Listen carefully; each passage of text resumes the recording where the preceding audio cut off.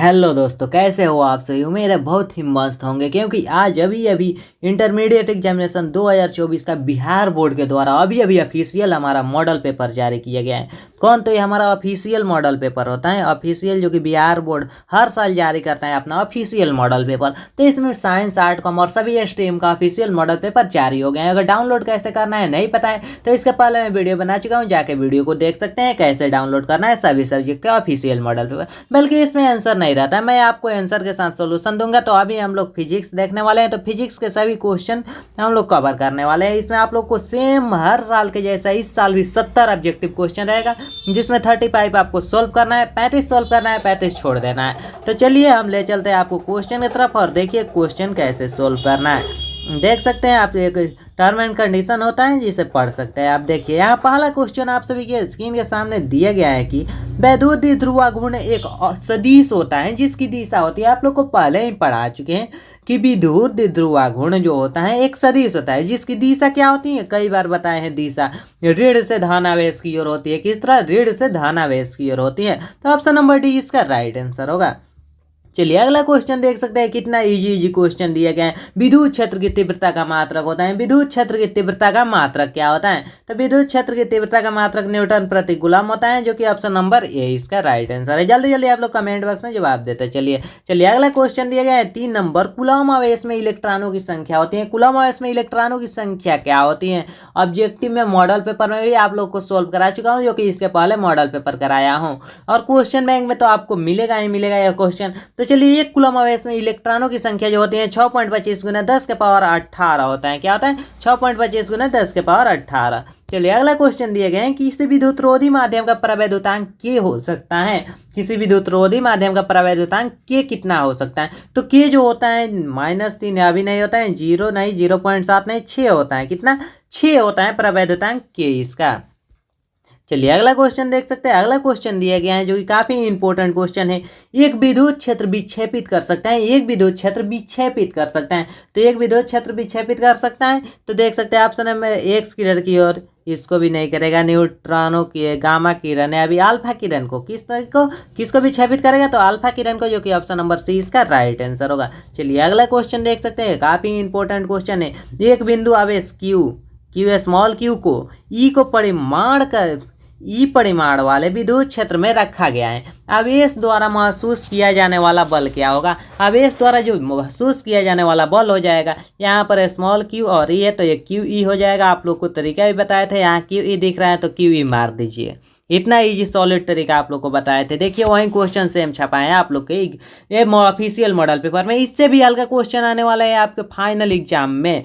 Model paper, जो official model paper जारी होता है वो थोड़ा हार्ड होता है, और जो फाइनल एग्जाम का हमारा पेपर होता है वो थोड़ा हल्का होता है, इससे ईजी होता है। हर साल का आप ऑफिशियल मॉडल पेपर और आप फाइनल एग्जाम का पेपर निकाल के देख सकते हैं। चलिए अगला क्वेश्चन देख सकते हैं। एल भुजा की एक घन के केंद्र बिंदु पर एक आवेश प्लस क्यू रखा है। एक आवेश प्लस क्यू रखा है। घन की एक तल से निर्गत वैद्युत फ्लक्स क्या होगा? घन की एक तल से निर्गत होने वाला वैद्युत फ्लक्स क्या होगा? तो इसका वैद्युत फ्लक्स हो जाएगा Q/6 एप्सिलॉन। क्या हो जाएगा? Q/6 epsilon. चलिए अगला क्वेश्चन बता रहे हैं। अगला क्वेश्चन ये सभी का करेक्ट आंसर बता रहे हैं। कोई भी डाउट हो तो आप लोग अभी कमेंट बॉक्स में पूछ सकते हैं। चलिए एक गोलीय चालक की धारिता 1 माइक्रोफैराडे है, तो इसकी त्रिज्या क्या होगी? इसकी धारिता 1 माइक्रोफैराडे है, तो इसकी त्रिज्या हमें निकालना है। तो इसकी त्रिज्या निकालने का फॉर्मूला आप लोगों को कई बार बता चुका है। इसकी त्रिज्या हो जाएगी 9 किलोमीटर। चलिए अगला क्वेश्चन देख सकते हैं। अगला क्वेश्चन दिया गया है कि एक संधारित्र की धारिता निर्भर नहीं करती है। आप लोग से कई बार क्वेश्चन बता चुके हैं कि संधारित्र की धारिता निर्भर करती है, यहाँ है नहीं निर्भर करती है। तो हम बताए हैं किस पर निर्भर करती है? तो प्लेटों की आकृति पर निर्भर करती है, प्लेटों के आकार पर, इस पर भी निर्भर करती है, प्लेटों के बीच अंतराल पर, इस पर भी निर्भर नहीं करती है। तो किस पर निर्भर नहीं करती है हमें क्वेश्चन में दिया गया? तो प्लेटों के आवेश पर निर्भर नहीं करती है, जो कि ऑप्शन नंबर सी इसका राइट आंसर हो जाएगा। चलिए 10 नंबर क्वेश्चन की तरफ चलते हैं। 10 नंबर क्वेश्चन दिए गए समान धारिता वाले 3 संधारित्र पहले समांतर क्रम में तथा बाद में श्रेणी क्रम में जोड़ा जाता है। दोनों दशाओं में तुल्य धारिता क्या होगी, दोनों दशा में इसकी तुल्य धारिता क्या होगी। यहाँ पर देखिए पहले समांतर क्रम में जोड़ना है, उसके बाद श्रेणी क्रम में जोड़ना है। तो दोनों दशा में तुल्य धारिता का हमें अनुपात बताना है, तो जोड़िएगा तो इसका आ जाएगा 9:1 होता है, जो कि ऑप्शन नंबर है इसका राइट आंसर होगा। चलिए 11 नंबर क्वेश्चन काफी इंपॉर्टेंट है, ऑफिशियल मॉडल पेपर है, इसको जरूर से आप लोग देखिए वीडियो को पूरा एंड तक, वीडियो को एंड तक देखिएगा तभी मजा आएगा। इसमें सभी इजी देख सकते हैं, पढ़ाया हुआ सभी क्वेश्चन आ रहा है। तो 11 नंबर क्वेश्चन देखिए, वोल्ट मीटर, वोल्ट प्रति मीटर मात्रक है, तो वोल्ट प्रति मीटर किसका मात्रक है हमें बताना है। देखिए कितना इजी क्वेश्चन पूछा गया, तो विद्युत क्षेत्र का मात्रक होता है, यह भी बताने वाला चीज है। चलिए अगला क्वेश्चन देखिए, अगला क्वेश्चन इससे भी इजी, विशिष्ट प्रतिरोध का ये सही मात्रक होता है, तो विशिष्ट प्रतिरोध का ये सही मात्रक क्या होता है, तो विशिष्ट प्रतिरोध का ऐसे मात्रक ओम मीटर। चलिए अगले क्वेश्चन की तरफ चलते हैं। अगला क्वेश्चन दिया गया है कि परम शून्य ताप पर सिलिकॉन के कई क्रिस्टल ऊपर आहार करते हैं। क्वेश्चन ध्यान से समझिए, क्वेश्चन एकदम इजी है। तो परम शून्य ताप पर सिलिकॉन के कोई क्रिस्टल व्यवहार करता है, तो कोई क्रिस्टल जो है किस तरह व्यवहार करता है, तो व्यवहार करता है वह पूर्ण कुचालक की तरह, किस तरह, पूर्ण कुचालक की तरह व्यवहार करता है, जो कि ऑप्शन नंबर सी इसका राइट आंसर होगा। चलिए अगला क्वेश्चन दिया गया है कि निम्नलिखित में कौन प्रतिरोध को व्यक्त करता है, इनमें से कौन प्रतिरोध को व्यक्त करता है, तो A/L/A होता है, जो कि ऑप्शन नंबर है इसका राइट आंसर हो जाएगा। अगला क्वेश्चन देख सकते हैं 15 नंबर क्वेश्चन, जब ताप में वृद्धि होती है तो चालक का प्रतिरोध क्या होता है। जब ताप में वृद्धि होगी तो चालक का प्रतिरोध क्या होता है। जब ताप में, क्वेश्चन ध्यान से, जब ताप में वृद्धि होता है तो चालक का प्रतिरोध क्या होता है। ताप में वृद्धि होगा तो चालक का प्रतिरोध घटेगा, ताप में कमी होगा तो चालक का प्रतिरोध बढ़ेगा। यहाँ पर देखिए ताप में वृद्धि दिया गया है तो इसका बढ़ेगा। चलिए अगले क्वेश्चन की तरफ चलते हैं। अगला क्वेश्चन दिया गया है कि विद्युत परिपथ की शक्ति होती है, विद्युत परिपथ की शक्ति क्या होती है, विद्युत परिपथ की शक्ति V² होता है, जो कि ऑप्शन नंबर सी में दिया गया। चलिए अगला क्वेश्चन दिया गया है कि 1 इलेक्ट्रॉन वोल्ट समतुल्य है, 1 इलेक्ट्रॉन वोल्ट समतुल्य है हमें बताना है। तो 1 इलेक्ट्रॉन वोल्ट किससे समतुल्य है, तो इस समतुल्य होता है 1.6 × 10⁻⁻19 जूल, जो कि कई बार याद कर चुके हैं आप लोग। चलिए अगले क्वेश्चन की तरफ चलते हैं। विद्युतीय परिपथ के किसी बिंदु पर सभी धाराओं का बीजगणितीय योग क्या होता है। विद्युतीय परिपथ के किसी बिंदु पर सभी धाराओं का बीजगणितीय योग बताना है, तो सभी धाराओं का बीजगणितीय योग क्या होता है, तो 0 होता है। क्या होता है, 0 होता है। अगला क्वेश्चन दिया गया है कि गतिशील आवेश उत्पन्न करता है, तो गतिशील आवेश क्या उत्पन्न करता है, विद्युत क्षेत्र, तो यह भी उत्पन्न करता है, चुंबकीय क्षेत्र यह भी उत्पन्न करता है, तो दोनों हो जाएगा। ऑप्शन नंबर सी है, विद्युत क्षेत्र चुंबकीय क्षेत्र दोनों दिया गया, तो दोनों हो जाएगा इसका राइट आंसर। चलिए अगले क्वेश्चन की तरफ चलते हैं। अगला क्वेश्चन देख सकते हैं, दिया गया है φ0 ऑफ C0 का मात्रक होता है, ये किसका मात्रक होता है, तो इसका हमें मात्रक बताना है। तो ये किसका मात्रक होता है, तो ओम का मात्रक होता है, ओम का मात्रक होता है। चलिए अगले क्वेश्चन की तरफ चलते हैं। अगला क्वेश्चन दिए गए हैं, एक ही दिशा में जाती हुई 2 समांतर इलेक्ट्रॉन की किरण पुंज क्या होगी। एक ही दिशा में जाती हुई 2 समांतर इलेक्ट्रॉन की किरण पुंज क्या होगी, तो एक दूसरे को आकर्षित करेगा, यहाँ रहेगा, तो ये एक दूसरे को, ये इधर खींचेगा, एक दूसरे को आकर्षित करेगा। चलिए अगला क्वेश्चन देख सकते हैं। अगला क्वेश्चन दिया गया है कि निम्नलिखित में कौन सा कथन सत्य है, इनमें से कौन सा कथन सत्य है, तो T/M क्रॉस B होता है, जो कि आप देख सकते हैं M×B क्रॉस होता है। चलिए आगे वेक्टर। चलिए आगे क्वेश्चन की तरफ चलते हैं। आगे हम लोग देख लेते हैं 23 नंबर क्वेश्चन। 23 नंबर क्वेश्चन काफी इंपॉर्टेंट क्वेश्चन है। पृथ्वी के चुंबकीय क्षेत्र का ऊर्ध्वाधर घटक 0 होता है। पृथ्वी के चुंबकीय क्षेत्र का ऊर्ध्वाधर घटक 0 कब होता है, तो चुंबकीय निरक्ष पर ऊर्ध्वाधर घटक 0 होता है, कितना, तो 0 होता है। चलिए अगला क्वेश्चन की तरफ चलते हैं। अगला क्वेश्चन दिया गया है कि विद्युत चुंबक बनाने में सबसे ऊंची धातु है, विद्युत चुंबक बनाने के सबसे ऊंची धातु कौन सा है, तो सबसे ऊंची धातु होता है वो नरम लोहा होता है, जो कि विद्युत चुंबक बनाने में काफी ही हेल्पफुल होता है। चलिए अगले क्वेश्चन की तरफ चलते हैं। अगला क्वेश्चन दिया गया है कि अनुचुंबकीय पदार्थ की चुंबकशीलता का मान होता है, अनुचुंबकीय पदार्थ की चुंबकशीलता का मान क्या होता है, 1 होता है, 1 से अधिक, 1 से कम, बहुत अधिक, तो 1 से अधिक होता है। क्या होता है, 1 से अधिक होता है। चलिए अगले क्वेश्चन की तरफ चलते हैं। अगला क्वेश्चन दिया गया है कि उदासीन बिंदुओं पर यहाँ पर B=0, B=0 हो जाएगा। चलिए आपका 4 नंबर। यहाँ पर पूरा स्ट्रक्चर भी बताया गया है, जहाँ B चुंबकीय क्षेत्र की तीव्रता होती है, तो BH पृथ्वी के चुंबकीय क्षेत्र की क्षैतिज घटक हो जाएगा, तो B=0 इसका option number D right answer हो जाएगा। चलिए 27 नंबर क्वेश्चन देखते हैं कि लेंज का नियम किस भौतिक राशि के संरक्षण पर आधारित है, तो लेंज का नियम किस भौतिक राशि के संरक्षण पर आधारित है, तो जो लेंज का नियम होता है ऊर्जा के भौतिक राशि के संरक्षण पर आधारित है, किस पर, तो ऊर्जा के। सभी क्वेश्चन का राइट आंसर बता रहा हूँ, एकदम करेक्ट आंसर है, इसमें कोई डाउट नहीं है। कोई भी डाउट हो तो आप लोग कमेंट बॉक्स में अभी के अभी पूछ सकते हैं। चलिए अगले क्वेश्चन देख सकते हैं। प्रेरकत्व का मात्रक होता है, प्रेरकत्व का मात्रक क्या होता है, कई बार बता चुके हैं। प्रेरकत्व का मात्रक क्या होता है, तो प्रेरकत्व का मात्रक ओम सेकेंड होता है। ऑप्शन नंबर ए इसका राइट आंसर होगा। चलिए अगला क्वेश्चन दिए गए हैं, L/R बीमा निम्नलिखित में से किसकी भीवा के समान है, किसकी भीवा के समान है, तो यह बताना किसकी भीवा के समान है, तो √LC भीवा के समान होता है, जो कि ऑप्शन नंबर सी इसका राइट आंसर होगा। चलिए अगला क्वेश्चन देख सकते हैं। अगला क्वेश्चन दिए गए किसी प्रत्यावर्ती धारा के शिखर मान L0 बराबर 5√2 एम्पियर, तो धारा के वर्ग माध्यम मूल मान LRMS होगा, तो LRMS क्या होगा, तो 5 एम्पियर हो जाएगा। क्या होता है, 5 एम्पियर होगा, इसका निकालिएगा तो 5 एम्पियर होगा। चलिए अगले क्वेश्चन की तरफ चलते हैं। अगला क्वेश्चन देख सकते हैं, दिया गया है कि एक प्रत्यावर्ती धारा का परिपथ 8 ओम है, कितना है, तो 8 ओम, प्रतिरोध तथा 8 ओम प्रेरकत्व श्रेणी क्रम में लगे हैं, तो परिपथ की प्रतिबाधा क्या होगी, तो हमें परिपथ की प्रतिबाधा ज्ञात करना है। परिपथ की प्रतिबाधा निकालिएगा तो 10 ओम हो जाएगा, इसका right answer option number B. चलिए अगला क्वेश्चन दिया गया है कि तप्त तार एमीटर तथा तप्त तार वोल्ट मीटर, एमीटर और वोल्ट मीटर दोनों का कार्य सिद्धांत, दोनों का जो कार्य सिद्धांत धारा के निम्नलिखित में किस प्रभाव पर आधारित है, या धारा के किस प्रभाव पर आधारित है। तप्त तार का एमीटर और वोल्ट मीटर दोनों का कार्य सिद्धांत धारा के किस प्रभाव पर आधारित है, हमें बताना है। तो ये जो होता है ऊष्मीय प्रभाव पर आधारित है, जो कि ऑप्शन नंबर सी आप लोग को बता चुके हैं, ऊष्मीय प्रभाव पर आधारित होता है। चलिए विशुद्ध प्रेरकीय परिपथ का शक्ति गुणांक होता है, विशुद्ध प्रेरकत्व परिपथ का शक्ति गुणांक का मान है, तो शक्ति गुणांक का जब इसका मान पूछा जा रहा है तो इसका मान हमेशा 0 होता है, 0 हो जाएगा इसका राइट आंसर।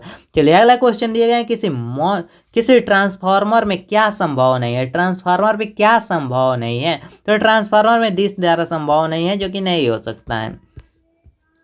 चलिए अगला क्वेश्चन दिए गए हैं कि LR परिपथ की प्रतिबाधा होती है, तो LR परिपथ की प्रतिबाधा क्या होती है, तो LR परिपथ की प्रतिबाधा जो होती है √R² + W²L² होती है। ये फार्मूला आप लोग को याद कर चुके हैं। चलिए अगले क्वेश्चन की तरफ, बहुत लोग नहीं याद किए होंगे तो ये उनकी प्रॉब्लम है, क्योंकि मैं पढ़ा देता हूँ, आप लोग को पढ़ते ही नहीं है। तो जो भी पढ़ा रहा हूँ अभी मैं फिजिक्स से करा रहा हूँ, फिर केमिस्ट्री, बायो, हिंदी, इंग्लिश सभी का कराऊंगा। तो चैनल को भी सब्सक्राइब कर लीजिए, वीडियो को लाइक नहीं किए तो अभी तक लाइक कर लीजिए और अपने दोस्तों में ज़्यादा से ज़्यादा शेयर कीजिए, क्योंकि ऑफिशियल मॉडल पेपर है, इस टाइप के सभी क्वेश्चन आपके फाइनल एग्जाम में पूछा जाएगा। तो चलिए निम्नलिखित में कौन सी तरंगें विद्युत चुंबकीय नहीं है, कौन सी तरंगें जो होती हैं वो विद्युत चुंबकीय नहीं है, तो इसमें जो तरंगे होती है अल्फा के तरंगे विद्युत चुंबकीय नहीं होती हैं, जो कि ऑप्शन नंबर ए में ही दिया गया है। चलिए अगला क्वेश्चन दिया गया है कि सबसे अधिक आवृत्ति की तरंगे हैं, सबसे अधिक आवृत्ति की तरंगे कौन सी है, तो गामा तरंगे होती हैं जिसकी आवृत्ति सबसे ज्यादा होती है, किसकी, तो गामा तरंगे। याद रखिए काफी VVI क्वेश्चन है, आपके बोर्ड एग्जाम 2024 में छपने वाला भी ये क्वेश्चन है। सबसे अधिक आवृत्ति वाला तरंगे गामा तरंगे होती हैं, याद कर लीजिए। चलिए अगले क्वेश्चन की तरफ चलते हैं। विद्युत चुंबकीय तरंगे के संचरण की दिशा होती है, तो विद्युत चुंबकीय तरंग के संचरण की दिशा क्या होती है, तो विद्युत चुंबकीय तरंग के संचरण की दिशा होती है E vector into B vector के समांतर। किस तरह, E vector into B vector के समांतर होती हैं। चलिए अगला क्वेश्चन देखते हैं। अगला क्वेश्चन दिया गया है कि 1/2 ऑप्शन T² जहाँ ऑप्शन एट बराबर दिए गए हैं निर्वात गतिशीलता तथा ई वैद्युत क्षेत्र है कि बीमा क्या होगी। जब हम इसकी बीमा निकालेंगे तो इसकी बीमा हो जाएगी ml-1 T⁻2 होता है, ml-1 और T⁻2 होता है। चलिए 40 नंबर क्वेश्चन देखते हैं, काफी इंपॉर्टेंट है। यदि किसी माध्यम में निर्वात से संपूर्ण आंतरिक प्रवर्तन के लिए क्रांति कोण 30 डिग्री हो तो माध्यम में प्रकाश का वेग है, तो माध्यम में प्रकाश का वेग क्या होगा, तो माध्यम में प्रकाश का जो वेग होगा 1.5 × 10⁸ मीटर प्रति सेकंड होगा। कितना, तो 1.5 × 10⁸ मीटर प्रति सेकंड। चलिए ये क्वेश्चन देखिए, ये क्वेश्चन आपके न्यूमेरिकल का क्वेश्चन है, काफी इंपॉर्टेंट क्वेश्चन है। +3 डायोप्टर एंड -2 डायोप्टर क्षमता के दो लेंसों को मिलाकर एक संयुक्त लेंस बनाया जाता है, तो संयुक्त लेंस की फोकस दूरी क्या होगी, हमें इसमें फोकस दूरी ज्ञात करना है। तो इसकी फोकस दूरी क्या होगी, तो इसकी फोकस दूरी 1 मीटर हो जाएगा।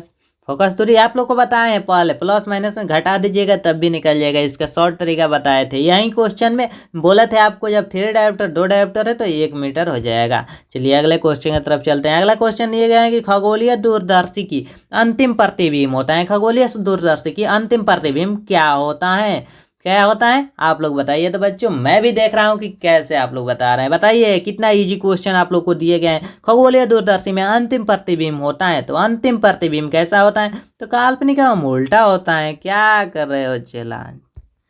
चलिए अगले क्वेश्चन की तरफ चलते हैं। कैसा लग रहा है वीडियो अच्छा लग रहा है तो लाइक कीजिए और अपने दोस्तों में ज़्यादा से ज़्यादा शेयर कीजिए। चैनल पर पहली बार आए तो सब्सक्राइब भी कर लीजिए। चलिए अगले क्वेश्चन की तरफ चलते हैं। समान आयाम एवं समांतर तरंग दैर्ध्य के 2 प्रकाश तरंगें अध्यारोपित हो जाती हैं। परिमाणित तरंग के आयाम अधिकतम होगा जब उसके नीचे उसके बीच कालांतर है, जब उसके बीच कालांतर रहेगा तो ये क्या होगा, शून्य होगा। कालांतर रहेगा तो शून्य होगा।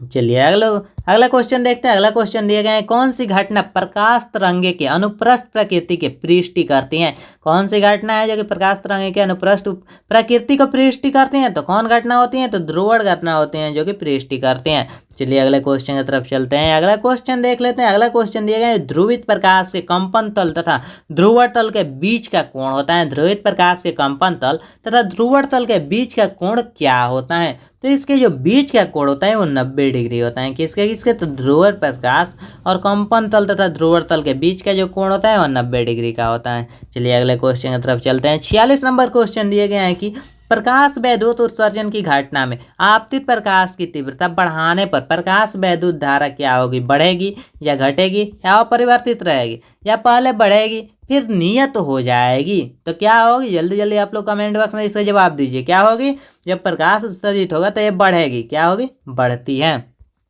चलिए अगले क्वेश्चन की तरफ चलते हैं। अगला क्वेश्चन दिया गया है, काफी इंपॉर्टेंट क्वेश्चन है। निम्न में से किसका निरोधी विभव सबसे कम है, इनमें से किसका निरोधी विभव सबसे कम होता है, तो जो सबसे कम होता है लाल प्रकाश का निरोधी विभव सबसे कम होता है। और अगर क्वेश्चन में यही जहाँ कम है यहाँ पर पूछ दिया जाए सबसे ज़्यादा है, तो सबसे ज़्यादा जो होता है वो बैगनी का होता है, सबसे ज़्यादा बैगनी का होता है, याद कर लीजिए। सबसे ज़्यादा बैगनी होता है, सबसे कम लाल होता है।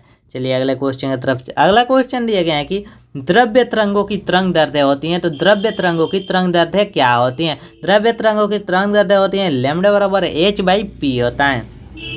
चलिए अगला क्वेश्चन दिया गया है कि हाइड्रोजन परमाणु के भूलता ऊर्जा स्तर में इलेक्ट्रॉन का कोणीय संवेग होता है, तो इलेक्ट्रॉन का कोणीय संवेग क्या होता है, तो h/2π होता है, जो कि ऑप्शन नंबर बी इसका राइट आंसर होगा। तो कैसा लग रहा है वीडियो। चलिए आगे 50 नंबर क्वेश्चन अब देखल जाए। चले गए 50 नंबर क्वेश्चन दिए गए हैं कि हाइड्रोजन स्पेक्ट्रम की लाइमन श्रेणी पड़ती है, तो हाइड्रोजन स्पेक्ट्रम की लाइमन श्रेणी कहाँ पड़ती है, तो हाइड्रोजन स्पेक्ट्रम की लाइमन श्रेणी पड़ती है पराबैंगनिक क्षेत्र में। किस क्षेत्र में, तो पराबैंगनिक क्षेत्र में। चलिए अगला क्वेश्चन 51 नंबर क्वेश्चन दिए गए हैं कि अल्फा कण का वैद्युत प्रोटॉन, अल्फा कण का वैद्युत प्रोटॉन एवं आवेश का कितना गुना होता है, 4 गुना, 2 गुना, 3 गुना या बराबर। अभी तक आप लोगों को टोटल में 50 क्वेश्चन सोल्व करा चुका हूँ। अभी हमारा क्वेश्चन नंबर है 51, जो कि आप लोगों के लिए है। आप लोगों के लिए इसका जवाब आप लोग को कमेंट बॉक्स में देना है। 51 नंबर का राइट आंसर क्या होगा। मैं भी देख रहा हूँ कितने बच्चे इसका सही जवाब दे रहे हैं। चलिए अगले क्वेश्चन की तरफ चलते हैं। हम 52 नंबर क्वेश्चन सोल्व करते हैं। 1 AMU का तुल्य ऊर्जा है, 1 AMU का तुल्य ऊर्जा क्या होता है, तो तुल्य 9 से 31 MeV होता है, मेव होता है। चलिए अगले क्वेश्चन की तरफ चलते हैं। अगला क्वेश्चन दिया गया है कि सूर्य के विकिरण ऊर्जा का स्रोत है, सूर्य के विकिरण ऊर्जा का स्रोत क्या होता है, सूर्य के विकिरण ऊर्जा का स्रोत ना भी किया संलयन हो जाएगा। अब आप लोग बोलिएगा सर इतना फास्ट क्यों चल रहा है, तो आप लोग को बता रहे टाइम कम है, आप लोग को तैयारी भी फास्ट करना है, क्योंकि अब 1 मंथ ही बचा हुआ है, लगभग में 1 मंथ आप लोग के लिए एग्जाम के, तो पढ़ाई जोड़ो शोर से कीजिए। चलिए और चैनल को सब्सक्राइब भी कर लीजिए, क्योंकि जो भी क्लास होता है आप लोग को इसी चैनल पर मिलेगा। चलिए अगला क्वेश्चन दिए गए हैं कि पी टाइप अर्धचालक का वैद्युत रूप में होता है। देखिए यहाँ पी टाइप अर्धचालक वैद्युत रूप में होता है, तो पी टाइप अर्धचालक वैद्युत रूप में कैसा होता है, तो ये उदासीन होता है, पी टाइप उदासीन होता है। चलिए अगला क्वेश्चन दिए गए हैं कि जर्मेनियम डायोड का प्रचीर विभव लगभग है, जर्मेनियम डायोड का प्राचीर विभव लगभग कितना होता है, कितना होता है लगभग आप लोग को बताना है। तो ये जो लगभग होता है 0.3 वोल्ट होता है, 0.3 वोल्ट। चलिए अगले क्वेश्चन की तरफ चलते हैं। अगला क्वेश्चन दिए गए हैं कि आयाम मॉड्यूलेशन का सूचकांक का मान होता है। तो आयाम मॉड्यूलेशन में सूचकांक का मान क्या होता है, तो 0 तथा 1 के बीच होता है। क्या होता है, 0 तथा 1 के बीच। ऑप्शन दिए गए सदैव शून्य, 1 तथा अनंत, 1 तथा 0, सदैव अनंत। 0 और 1 के बीच में होता है, लेकिन यहाँ 1 तथा 0 दिया गया है, तो इसका right answer option number C हो जाएगा। आपको एग्जाम में मिले 0 तथा 1 के बीच तो वहीं ऑप्शन मारिएगा, अगर 0 1 नहीं मिल रहा है तब मारिएगा 1 तथा 0 के बीच। चलिए अगला क्वेश्चन दिया गया है कि 57 नंबर क्वेश्चन है, यदि गोले का आवेश 10 माइक्रोकूलम हो तो इसकी सतह का विद्युतीय फ्लक्स है, तो इसकी सतह पर विद्युतीय फ्लक्स क्या होगी, तो इसकी सतह पर विद्युतीय फ्लक्स होती है 36 पाई इंटू 10⁴ Nm स्क्वायर प्रति कूलम होती हैं। चलिए अगले क्वेश्चन की तरफ चलते हैं। अगला क्वेश्चन दिया गया है कि स्वप्रेरकत्व L तथा कोणीयावृत्ति W का गुणनफल की इकाई होती है, किसके गुणनफल के इकाई होता है, तो ये गुणनफल का जो इकाई होता है ओम के गुणनफल का इकाई होता है, जो कि ऑप्शन नंबर है इसका राइट आंसर है। चलिए अगला क्वेश्चन देख रहे हैं 59 नंबर क्वेश्चन, एक आवर्धन लेंस जिसकी क्षमता 12 डायोप्टर है की आवर्धन क्षमता होगी, इसकी आवर्धन क्षमता क्या होगी, इसकी आवर्धन क्षमता हो जाएगी 4, इसकी आवर्धन क्षमता 4 हो जाएगी। चलिए अगले क्वेश्चन की तरफ चलते हैं। अगला क्वेश्चन दिया गया है आप सभी के सामने देख सकते हैं। हम 59 क्वेश्चन अभी तक टोटल सोल्व कर चुके हैं। चलिए अब हम लोग देखेंगे 60 नंबर क्वेश्चन। 60 नंबर क्वेश्चन क्या दिया गया है, चलिए हम लोग क्वेश्चन देख लेते हैं। 59 नंबर हो गया, 59 नंबर। चलिए 60 नंबर की तरफ चलते हैं। बूस्टर का नियम है, काफ़ी इंपॉर्टेंट और VVI क्वेश्चन है, आप लोग को VVI क्वेश्चन है, एकदम 100% गारंटी है आपके बोर्ड एग्जाम में पूछा जाएगा। बूस्टर का नियम है, मैं क्वेश्चन गेस भी कराया हूँ कि बूस्टर का नियम क्या होता है, तो माइक्रो बराबर tan IP होता है। यहाँ पर ध्यान रखिएगा tan IP होता है, cos sin tan स्क्वायर मत जाइएगा, tan IP होता है। चलिए अगले क्वेश्चन की तरफ चलते हैं। अगला क्वेश्चन दिए गए हैं कि यदि किसी विभवमापी की तार की लंबाई बढ़ा दी जाए, विभवमापी के तार की लंबाई बढ़ा दी जाए तो समतुल्य बिंदु प्राप्त होगा। तो समतुल्य बिंदु कैसे प्राप्त होगा, तो समतुल्य बिंदु प्राप्त होगा अधिक लंबाई पर, क्या अधिक लंबाई पर प्राप्त होगा। यह क्वेश्चन दिए गए हैं कि नेंड गेट का बूलिया व्यंजक का बूलिया बीजगणित क्या होगा, वह बूलिया व्यंजक क्या होगा, तो हमें नेंड गेट बताना है। नेंड गेट का क्या हो जाएगा, बूलिया व्यंजक। तो नेंड गेट का A × B क्रॉस बराबर Y होता है, जो कि ऑप्शन नंबर सी इसका राइट आंसर है। चलिए अगले क्वेश्चन की तरफ चलते हैं। एक समतुल्य तरंगाग्र निम्न में से किसका विभाग है, या किसका विभाग होता है, समतुल्य तरंगाग्र। तो ये विभाग होता है गोलीय तरंगाग्र का और बेलनाकार तरंगाग्र का। ये इस तरह से होता है, तो गोलीय भी होता है और बेलनाकार भी होता है, तो इसलिए ये दोनों हो जाएगा, ए और बी दोनों, गोलीय और बेलनाकार दोनों। देखिए यहाँ पर आपको दिया गया है कि निम्नलिखित तरकीब में परिपथ का आउटपुट है, ये कौन सा है, कौन सा गेट, इसका हमें आउटपुट बताना है, ये किस गेट का आउटपुट है। तो ये गेट का आउटपुट आप लोगों को बताएं, तो ये जो हो जाएगा Y बराबर एक vector into A cross into B cross. तो चलिए यहाँ पर ऑप्शन नंबर डी इसका राइट आंसर हो जाएगा। अगला क्वेश्चन देखिए 65 नंबर क्वेश्चन, काफ़ी इंपॉर्टेंट क्वेश्चन है। अगर प्रकाश का वेग हवा में 3 × 10⁸ मीटर प्रति सेकंड तथा जल में 2 × 10⁸ मीटर प्रति सेकंड हो तो उसका क्रांतिक कोण क्या होगा। तो इसका क्रांतिक कोण हमें बताना है। यहाँ पर देख सकते हैं पर हवा में दिए गए हैं 3 × 10⁸, यहाँ पर आपको जल में दिए गए हैं 2 × 10⁸। तो ये 10⁸ से 10⁸ कट जाएगा, यहाँ बचेगा 3/2, 3/2 बचेगा, तो यहाँ पर हो जाएगा साइन इनवर्स 3/2। क्या हो जाएगा, साइन इनवर्स 3/2। तो इसका सही आंसर यहाँ पर 3/2 आ रहा है, तो ये साइन इनवर्स 3/2 यहाँ पर आंसर हो जाएगा, इसका राइट आंसर। अब चलिए ऑप्शन की तरफ चलते हैं। ऑप्शन दिख अभी नहीं रहा है, देखिए साइन इनवर्स 3/2 कहीं दिख रहा है, साइन इनवर्स 3/2 यहाँ पर दिए गए हैं, साइन इनवर्स 3/2, तो ऑप्शन नंबर है इसका राइट आंसर होगा। चलिए अगले क्वेश्चन की तरफ चलते हैं। अगला क्वेश्चन दिया गया है कि अबिंदुकता दूर करने के लिए कौन सा लेंस इस्तेमाल होता है। अबिंदुकता दूर करने के लिए कौन सा लेंस का उपयोग होता है, तो बेलनाकार लेंस का उपयोग होता है। इतना इजी क्वेश्चन दिए गए हैं, देख लीजिए। आपको फाइनल एग्जाम में इस तरह से क्वेश्चन आएगा तो साफ हलवा कर दीजिएगा। चलिए अगले क्वेश्चन की तरफ चलते हैं। कांच के लिए किस रंग का अपवर्तनांक अधिक होता है, तो कांच के लिए किस रंग का अपवर्तनांक सबसे अधिक होता है, तो बैगनी रंग का अपवर्तनांक सबसे अधिक होता है। किस रंग का, तो बैगनी रंग का। कांच के लिए पूछा जा रहा है तो बैगनी रंग का होगा।